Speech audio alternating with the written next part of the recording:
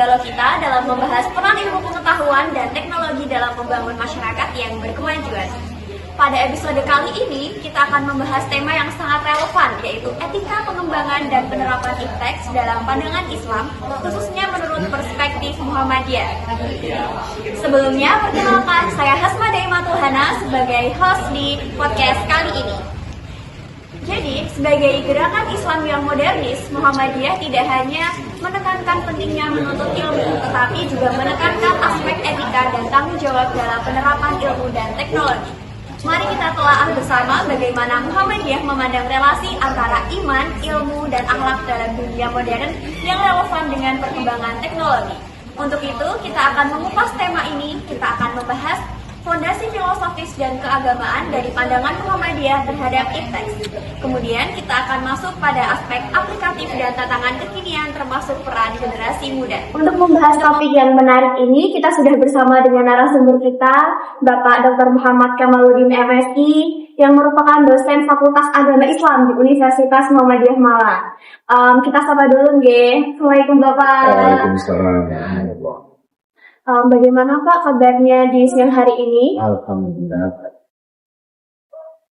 Baik, langsung saja ya Pak ya. Kita masuk di pertanyaan yang pertama. Kita akan membahas tentang landasan filosofis dan keagamaan Muhammadiyah terhadap iptek.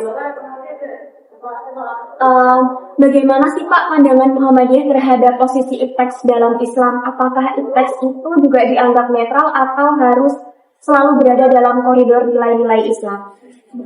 Oke, terima kasih Mbak siapa? Hana. Saya belum kenalan ini. Oh iya. Hana, itu siapa? Nanti saya pertanyaan lagi. Oh, siapa pertanyaan?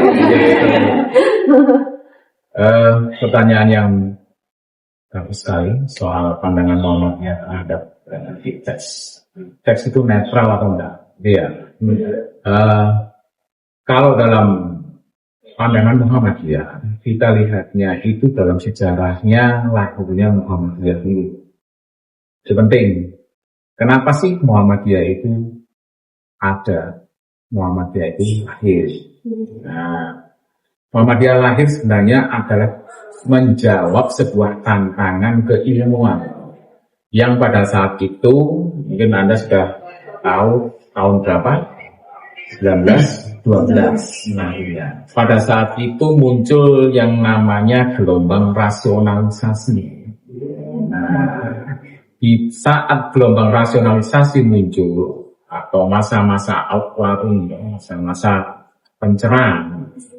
Nah, di sini masa ketika di Indonesia terutama masyarakat Indonesia belum sampai pada taraf berpikir yang seperti di barat. Nah, pada masa itu kan masa penjajahan kolonial.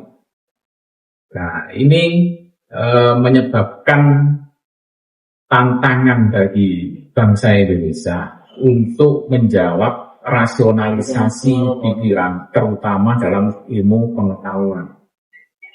Belum bicara teknologi, tapi ilmu pengetahuan yang dirasionalisasikan. Dari situ Ahmad Dahlan, Kiai Ahmad Dahlan sebagai pendiri Muhammadiyah melahirkan satu gagasan. Ini perlu kita itu untuk melahirkan satu gerakan di mana masyarakat Indonesia yang pada saat itu jumut ya, mengalami satu kebekuan pemikiran karena ya pada saat itu ya tahu sendiri kan mitos-mitos kan luar biasa. Oh iya. Mitologi terus apa lagi Rahayu, ada khurafat, bid'ah apalagi itu ya. Yang bid'ah nanti yang berkaitan dengan ibadah. Nah, perlunya rasionalisasi ini akhirnya gagasan soal Muhammadiyah itu lahir. Artinya Muhammadiyah ingin mempelopori gerakan-gerakan yang menggunakan ilmu pengetahuan sebagai basis gerakannya. Nah, ini penting ya. Oleh karena itu kenapa Muhammadiyah itu lebih banyak pada gerakan pendidikan. Karena dari sini Nah, gerakan pendidikan itu diberikan untuk mendidik mereka-mereka yang pada saat itu masih mengalami kejumutan itu. Ahmad Dahlan itu melihat ya, masyarakat Indonesia pada saat itu kok nampaknya itu dibodohi, tapi nggak terasa. Nggak terasa dibodohi oleh politik. Nah, karena mungkin Ahmad Dahlan melihatnya dari luar ya, karena beliau kan belajar di Mekah. Orang dari luar melihat ke dalam itu kan lebih mudah. Dia Ahmad Dahlan melihatnya bahwa ternyata masyarakat saya ini harusnya tercerahkan pikirannya melalui ilmu pengetahuan, plus nanti ditambah setelahnya itu adalah teknologi. Pada saat itu teknologi kan belum canggih sekarang ya, nanti ilmu pengetahuan saja. Nah, pada saat itu memang banyak pertentangan di masyarakat, sehingga perlu sedikit demi sedikit, setahap demi setahap Ahmad Dahlan itu memberikan pembelajaran pada mereka. Nah itu ya satu gambaran kontras latar Muhammadiyah itu lagi, sehingga secara filosofis kita akan melihat bagaimana Muhammadiyah itu tidak akan menolak ilmu pengetahuan apapun, sehingga ilmu pengetahuan dianggapnya sebagai netral. Kalau maksudnya netral ya, berarti tidak memihak apapun. Ilmu pengetahuan itu dicari dan nanti memecahkan satu masalah, bukan dilihat nanti sisi-sisi lainnya, ideologinya atau sisi gelapnya yang lain, tidak. Bahkan mungkin kalau ada gunanya ada ilmu hitam sekalipun ya dipelajari saja, dipelajari ilmunya maksudnya ya. Nah, karena mungkin orang akhirnya membedakan antara ilmu putih dan hitam. Sebenarnya tidak ada, ilmu sendiri itu dalam kondisi yang netral atau bebas. Itu tidak ada batasan-batasannya ya Pak untuk mempelajari ilmu. Tidak ada, harusnya tidak ada, karena landasan filosofinya kan jelas. Bagaimanapun juga, kalau kita lihat orang Barat itu melajari ilmu kan apapun, termasuk dia melajari Islam. Jangan salah, orang Barat melajari Islam itu belum tentu mereka Islam, tapi mereka itu ingin tahu. Dasar ilmu kan sebenarnya keingintahuan. Dasar ilmu adalah curiosity.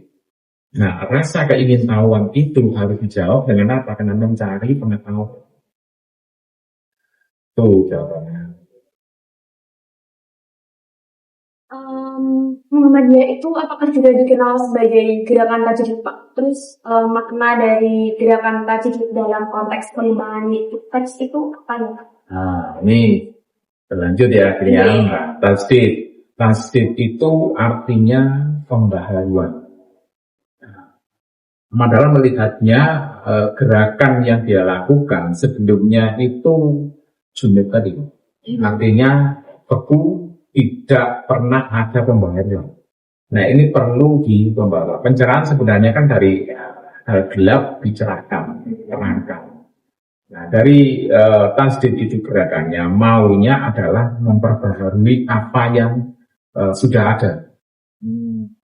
Sebenarnya kalau kita lihat ya, secara filosofis, Islam sendiri kan sangat menekankan untuk mencari pengetahuan.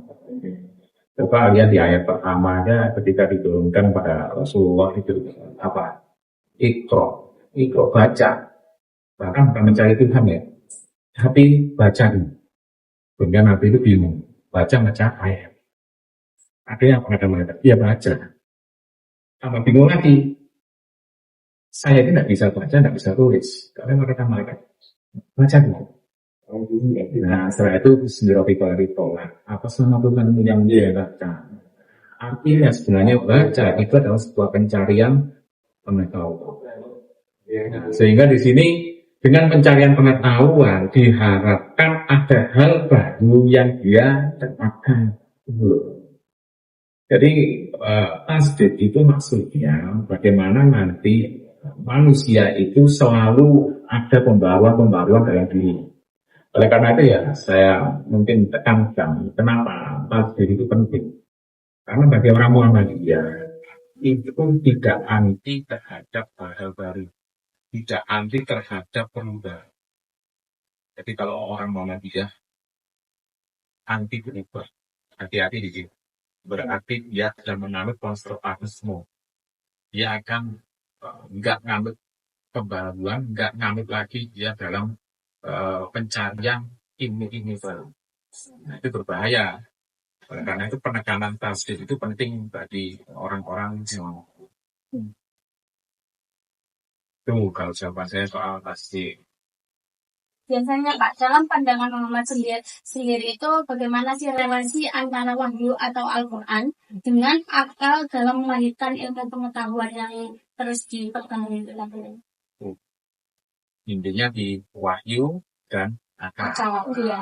Bagaimana wahyu dan akal. Sebenarnya gini loh ya, kalau paling gampang itu Quran itu diturunkan untuk siapa? Untuk malaikat, untuk setan, untuk iblis, atau untuk manusia? Untuk semua. Yang jelas, yang punya potensi akal itu adalah manusia. Malaikat tidak punya akal. Iblis pun tidak punya akal. Manusia punya potensi itu. Hati-hati ya kalau diakali setan. Apa yang ada diakali setan? Manusia yang punya akal. Potensi malaikat itu adalah kepatuhan untuk kebaikan. Potensi iblis itu adalah kepatuhan untuk keburukan. Dan manusia bisa memilih keduanya karena ada potensi akalnya. Nah, oleh karena itu wahyu diturunkan untuk mereka yang berakal. Karena mereka ingin mampu memikirkannya. Mereka mampu memilih. Tidak ada ceritanya. Malaikat jadi setan jadi malaikat. Atau malaikat jadi manusia jadi tidak ada. Oleh karena itu pernah diirikan manusia itu dan ciptaan manusia itu pernah diirikan oleh mereka kok tidak dapat potensi itu ya. Tapi pernah memang disinggung itu malaikat berpikir malaikat itu mengira-ngira malaikat kalau ada potensi akal ini berbahaya manusia. Nah, kenapa? Karena dengan akalnya dia bisa mengakal. Ya, seperti itu. Tuhan aja diakali. Iya enggak? Sampai setannya nggak perlulah manusia biar mikir sendiri, udah tahu. Udah dikit saja mereka akan mengakali semuanya. Nah, itu berbahayanya. Oleh karena itu perlu wahyu. Wahyu itu menunjukkan ini loh sebenarnya yang benar, yang salah. Kan ya? Nah, potensi akal manusia akhirnya memikirkan itu. Nah, coba sekarang itu Anda lihat itu bagaimana munculnya mualaf-mualaf baru. Mereka itu tidak dasarkan awalnya dari keimanan, tapi dia mengakal dulu, pikirkan dulu, apa iya benar seperti ini, dibuktikan sekarang. Setelah terbukti baru mereka percaya. Bandingkan dengan kita yang, mohon maaf ya, secara keturunan kita itu sudah muslim. Muslim dari lahir. Sebenarnya ada kekurangannya. Kekurangannya apa? Kita tidak menggunakan akal kita untuk memahami wahyu.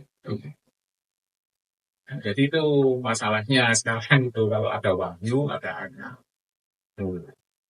Nah, untuk peran etika Islam menurut Muhammadiyah itu adalah menjaga agar perkembangan teknologi tidak lepas dari nilai-nilai kemanusiaan itu tadi seperti apa? Oke. Etika ya sebenarnya. Soalnya di etika. Rasulullah sebagaimana kita tahu diturunkan untuk apa sih? Memperbaiki akhlak. Memperbaiki akhlak. Artinya pada saat itu yang dikatakan sebagai zaman jahiliyah. Jangan dibayangkan mereka itu bodoh, tidak bisa baca tulis, kecuali Rasul yang tidak bisa baca tulis. Yang lainnya, orang-orang jahiliyah itu pintar-pintar. Ya kan, orang-orang jahiliyah itu pandai-pandai. Mereka itu kalau membuat puisi indah-indah, saking indahnya mereka itu biasanya mendeklamasikannya di depan Ka'bah. Jadi mereka mendeklamasikan hasil karya sastra mereka itu di depan Ka'bah. Dan itu dikagumi seolah-olah mereka itu sebagai seorang artis gitu ya. Kalau sekarang itu seperti itu dan Rasulullah tidak bisa nulis saja nggak bisa, baca juga nggak bisa. Makanya kenapa sekarang kalau Anda lihat buku Quran itu diturunkan dalam bentuk sastrawi yang luar biasa. Kenapa? Untuk menyaingi bahasa-bahasa mereka. Jadi nggak seperti yang kita bayangkan. Kenapa Al-Quran kok bahasanya seperti ini? Ya karena memang pada masa itu mereka pintar-pintar. Jadi masa jahiliyah itu bukan masa-masa mereka itu tidak mampu untuk membuat satu tulisan-tulisan yang luar biasa. Coba Anda lihat di tulisan-tulisan sastra pra-Arab atau sebelum Islam, pra-Islam, itu bagus-bagus sih.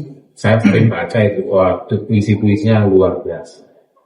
Di Al-Quran lebih luar biasa dari itu, makanya apa kan menantang bagi mereka di masa-masa jahiliyah itu. Nah dari sini kan kita bisa memahami akhirnya. Quran itu sudah dalam bahasa yang sangat luar biasa. Tapi masalahnya sekarang etika, ya sekarang saya katakan akhlak itu sama dengan etika saja ya. Nah, akhlak mereka itu yang kurang. Mereka tidak menghargai perempuan, tidak menghargai terutama anak perempuan, karena itu mereka kalau punya anak perempuan kan mereka harus sebagai aib. Langsung dikubur. Nah, itu termasuk yang pernah dilakukan oleh Khalid bin Walid sebelum menjadi muslim.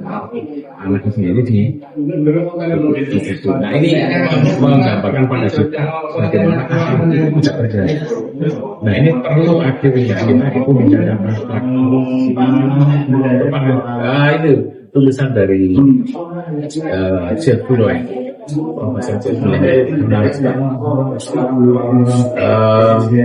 Dia itu meneliti soal ternyata persoalan tentang etika itu berbeda daripada hal yang lain. Dia melihat hukum itu dari keseluruhan Quran itu hanya 3%.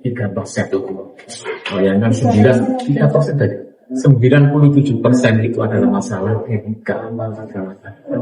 Berapa santunan sehingga pentingnya Quran itu kita memahaminya di sini. Ternyata apa itu wajib kita pahami lebih jauh. Jangan dibayangkan kita itu sekarang pinter, apalagi masa sekarang ya, seolah-olah kita pinter. Orang ya pinter AI yang pinter, bukan kita yang pinter. Artinya cukup bagi kita setelah kita tahu semuanya AI sudah kita bisa baca, cukup. Ternyata tidak. Soal kita bagaimana itu yang dan sekarang tantangan ya bagi masa-masa sekarang itu, coba dilihat saja berapa persen yang tahu tapi tidak melakukan. Ya akhlaknya seperti itu. Mereka tahu apapun bisa di. Jangan bilang sekarang itu saja. Jangan bilang saya belum tidak. Semuanya bisa diakses. Untuk kalau orang nggak akses itu ya, kecuali mereka yang tidak bisa baca tulis. Sekarang nggak bisa baca tulis, kenapa ya? Ya, contohnya kemarin anak SMP tadi, dia kan nggak bisa baca tulis, tapi dia menghadapi. Artinya dia tahu. Nah, setelah tahu podcast,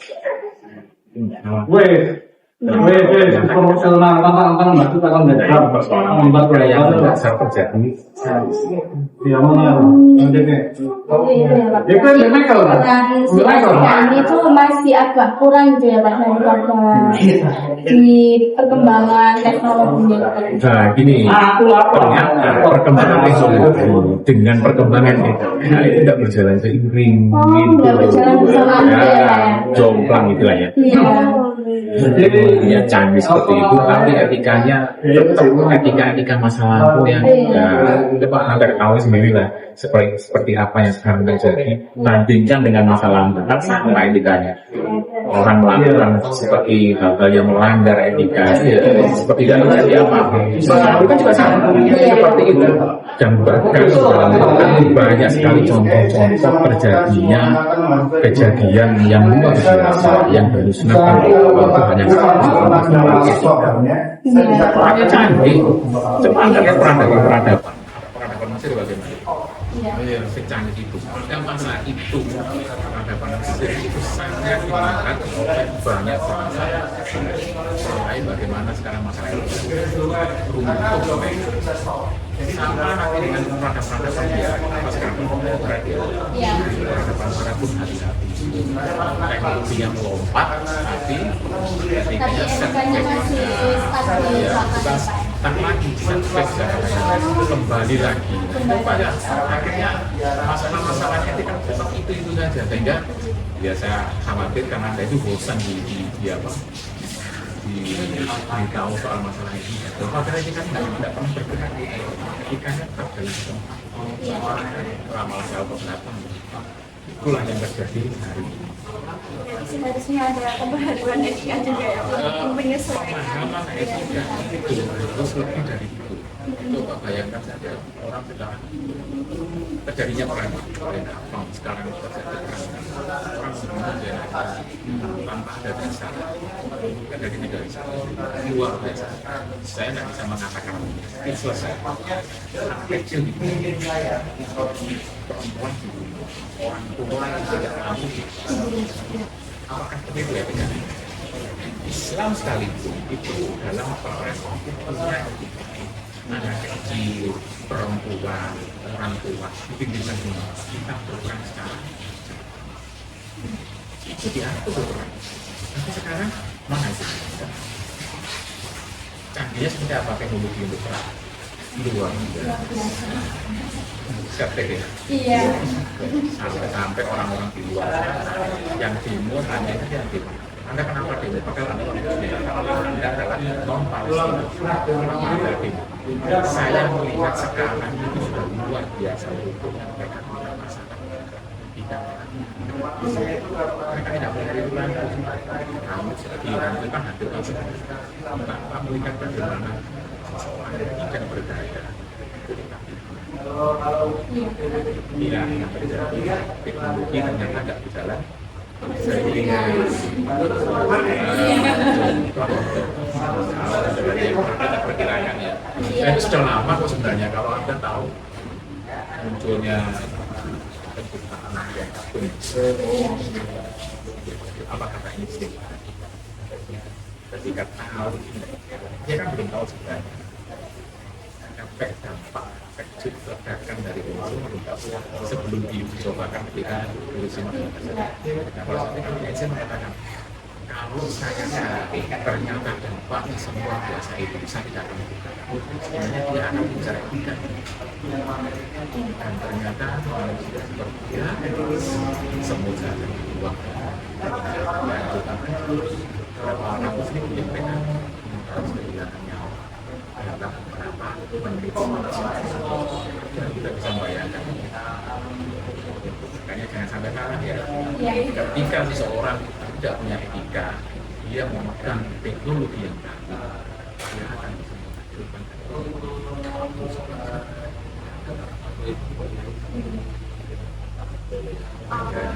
terima kasih Bapak atas penjelasannya yang sangat dalam tentang fondasi pemikiran Muhammadiyah terhadap IPTEX.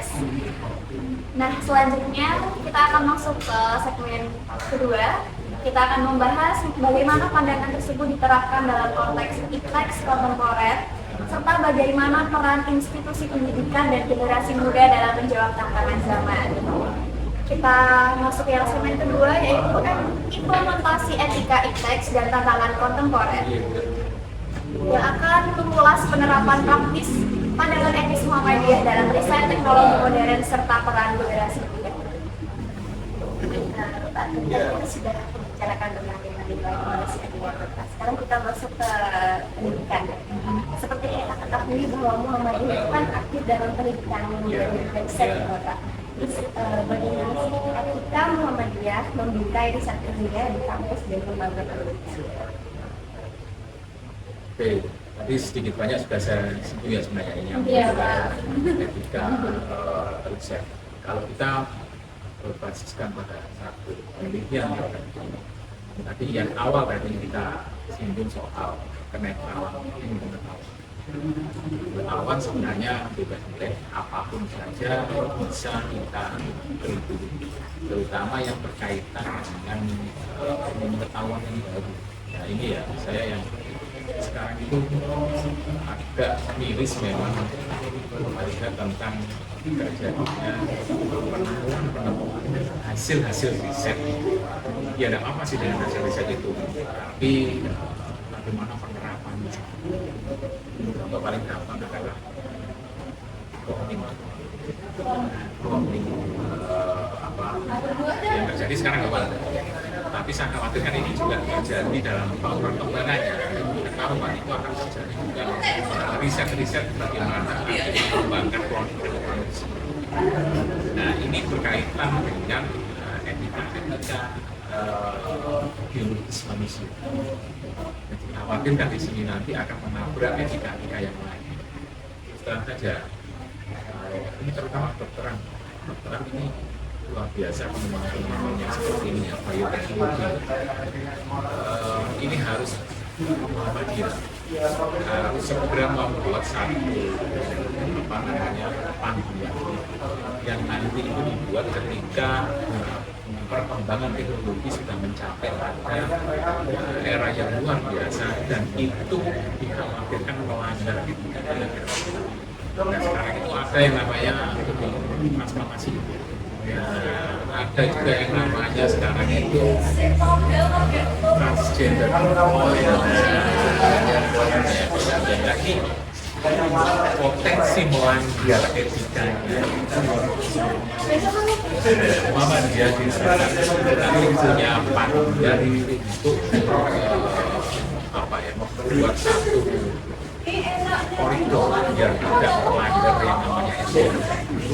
Sehingga ilmu pengetahuan ya oke, tapi nanti siapa yang sampai sini ketika itu didramatis yang mereka nanti itu dianggap tidak aman, dianggap hanya saja nanti pelan itu tidak ada padahal itu kan akan merusak tatanan dan artinya contoh ketika itu sangat bius daun kodok gimana Anda membayangkan itu? Satu laki-laki dengan laki-laki, perempuan dengan perempuan. Setelah itu nanti karena teknologi apa yang terjadi itu terjadi sublimasi sebenarnya sama dengan misalkan biologi. Artinya tidak terjadi yang namanya reproduksi manusia. Terus apa yang terjadi?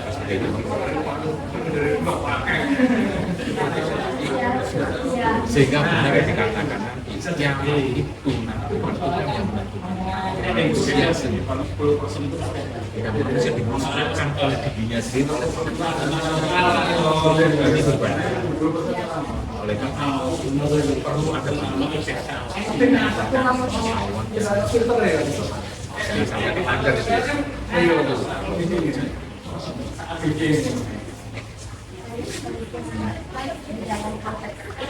ya. Modern seperti AI, atau big data, bagaimana sih Pak sikap Muhammadiyah terhadap tantangan etis? Saya kira sama ya. AI ini kan sebuah gambaran kemampuan manusia yang dibutuhkan algoritma tertentu dan dia dianggap nanti luar biasa cerdas. Tapi sebenarnya itu adalah data. Itu sebenarnya kalau nggak ada data dia pasti nggak bisa. Karena basis data yang terjadi itu kita sebenarnya memberikan data pengetahuan atau hasil riset itu harus jangan sampai itu nanti menggambarkan AI itu tapi sebenarnya kita itu menguasai mungkin terjadi kan sebaliknya tergantung yang sangat luar biasa terhadap AI bisa mengajar dalam hal yang sebenarnya dan Muhammadiyah belum sampai ke tahap membuat satu panduan untuk karena itu masih sangat baru mungkin di dia akan membuat satu panggilan yang mungkin kalau bisa ya dia juga saja ini bagaimana teknologi yang sudah sangat biasa ini sehingga tadi manusia itu saya khawatirkan nanti problemnya itu kita bukan lagi AI itu yang menguasai kita. Maka sebenarnya mereka tergantung kita harusnya, tapi karena pengetahuan sudah kita berikan pada bayangkan kita sebenarnya men-share apapun di sini ini masuk data, karena masuk data karena mereka ini dikuasai oleh AI sebenarnya. Apapun yang kita berikan pada media ini, dan kalau sudah seperti ini kita tidak sama, kita dikuasai. Coba bayangkan saja, Anda gimana? Anda di profiling kan bisa, karena Anda sudah men-share. Berarti kita sudah membagi data itu pada dan AI meramunya mana ini seperti sifatnya, mana ini nanti seperti ini, kalau mau itu namanya dia karena tahu kok dari mana dia dari data. Dan sebenarnya kita sebenarnya seolah-olah kan kita menambah pada AI untuk memberikan profil-profil padahal sebenarnya tidak gitu ya, karena kita keingintahuan kita soal hal yang baru itu sebenarnya mereka mengumpulkan data-data tapi kita tidak sebenarnya dan itu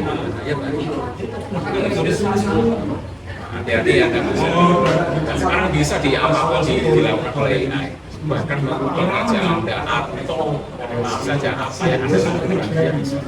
Ini masih dalam awal, kita akan lanjut saya khawatir sekali itu bisa menjadi mulai sehingga semacam tindakan kita kalau sudah menjadi seperti itu gimana kita tidak akan pernah bisa percaya kalau tidak itu sebenarnya boleh maka tidak kita lakukan berdasarkan data ini yang harus kita patuhi terutama dalam etika media sosial.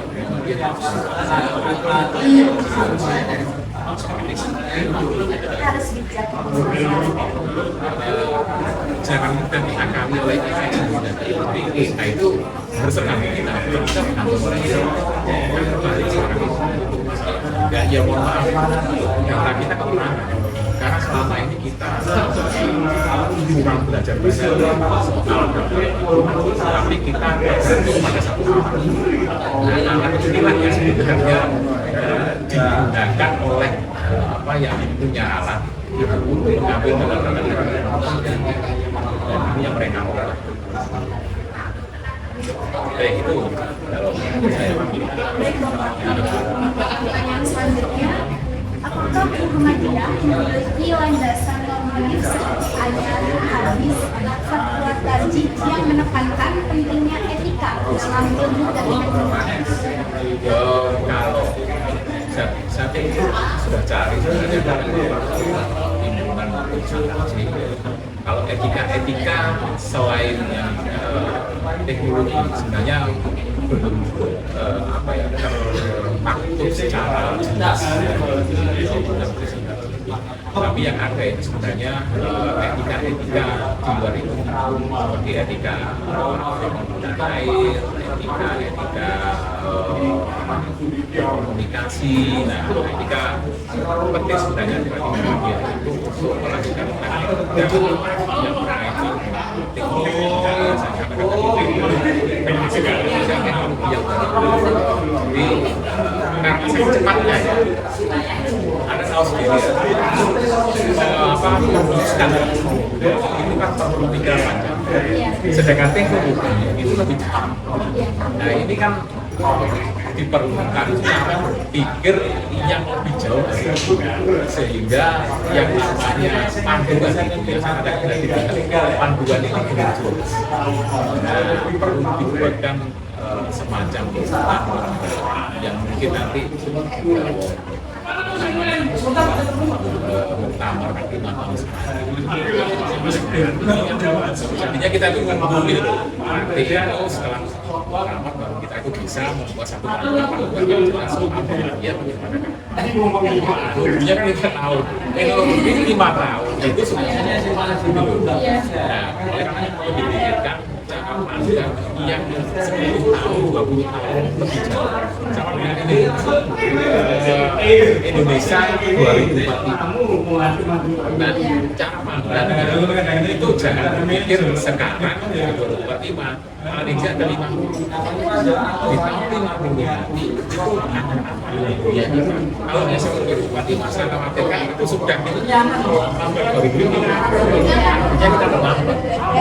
Nah, keterlambatan ini yang perlu jangan sampai kita terlambat dalam melihat ke depan apa ya, dia memprediksi, dia meramal. Rasulullah sendiri kan seringkali meramal bahkan soal kiamat. Ya Rasul, bagaimana pendapatnya soal kiamat kapan akan terjadi? Yang bukan lebih tahu daripada itu. Artinya apa? Sebenarnya Rasul beri gambaran. Dunia itu diatur oleh Islam.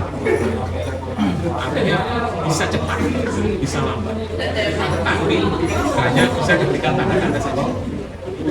Seperti gambaran tadi, banyak umat yang seperti ini. Tapi kan tanda sebenarnya. Tanda kalau seperti ini bisa dipikirkan manusia dengan laki-laki dengan perempuan apa yang terjadi? Tidak ada reproduksi. Artinya mereka memusnahkan dirinya sendiri. Artinya kandungannya itu pada dirinya sendiri. Tapi sebenarnya perkembangan manusia jangan sampai etika. Kalau etika itu sampai terlanggar, itulah kiamat yang jahit. Jadi apa kira dari peristiwa Isra Mi'raj itu bagi empat masalah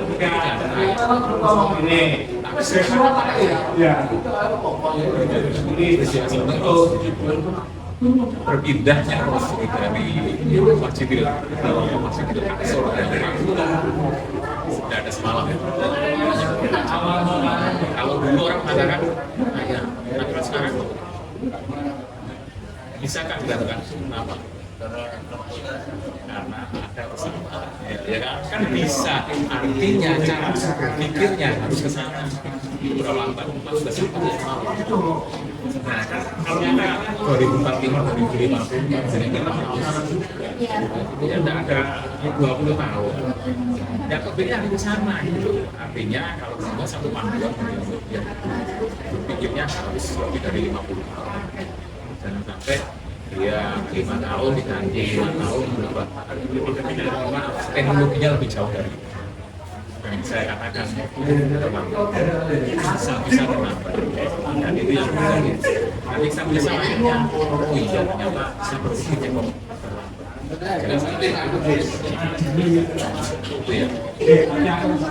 Bapak sendiri, bagaimana Muhammadiyah memaknai integrasi antara iman, ilmu, dan amal sebagai pilar peradaban, khususnya dalam pengembangan ibadah? Katanya semua di sini kalah seru ilmu dulu apa iman dulu?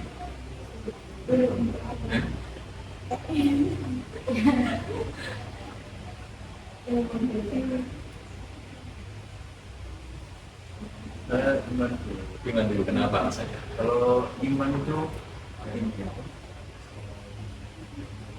keseluruhan termasuk dari moral, akhlak, dan itu didukung dengan ilmu pengetahuan yang Ya, gimana iman dulu ya? Oke. Yang lain sama. Ya, sama semua ya. Oke, kalau saya ini Anda mau beriman, imannya apa? Ilmunya tidak ada. Logika mudah saja itu gitu loh. Artinya kenapa Al-Quran itu di awal ketika diturunkan pada Rasul itu adalah intro. Itu loh, kamu percaya pada aku, bingung Rasul mau percaya apa. Tapi baca dulu. Diulangi lagi itu, saya tidak bisa baca. Diulangi lagi itu, saya tidak bisa baca tulis malaikat.